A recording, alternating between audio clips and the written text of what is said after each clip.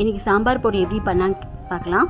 ஒரு பெரிய வானல் எடுத்துகிட்டு முதல்ல பார்த்தீங்கன்னா துவரம்பருப்பு ஒரு ஸ்பூன் போடுங்க, அப்புறம் கடலைப்பருப்பு ஒரு ஸ்பூன் போட்டுக்கோங்க, அப்புறம் உளுத்தம்பருப்பு ஒரு ஸ்பூன் போட்டுக்கோங்க. ஸோ இதெல்லாம் போட்டு நல்லா வறுத்துக்கோங்க. இதுக்கப்புறம் தேங்காய் வந்து நறுக்கி வச்சு அதையும் கொஞ்சம் போட்டு வறுத்துக்கோங்க. அதுக்கப்புறம் கருவேப்பிலை போட்டு வறுத்துக்கோங்க. கொஞ்சம் 10லேருந்து 12 வரைக்கும் நீங்கள் நீட் மிளகாவும் எடுத்துக்கலாம், குண்டு மிளகாவும் எடுத்துக்கலாம்.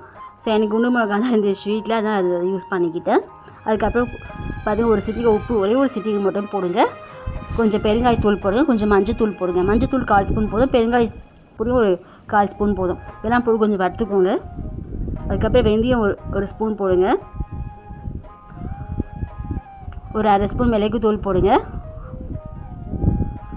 அப்புறம் சீரகம் ஒரு ஸ்பூன் போடுங்க. தனியாகவும் ஒரு ஸ்பூன் போட்டுக்கோங்க. சோம்பு வந்து நீங்கள் ஒரு 1/2 ஸ்பூன் போட்டுக்கலாம். இதெல்லாம் போட்டுட்டு மிக்சியில் போட்டு நல்லா மையம் அரைச்சிக்கோங்க. 2-3 தடவை அரைச்சாதான் மையம் ஆகும். நல்லா அரைச்சதுக்கப்புறம் நீங்கள் ஒரு கண்டெய்னர் யூஸ் பண்ணி 3 மாதம் வரைக்கும் யூஸ் பண்ணிக்கலாம்.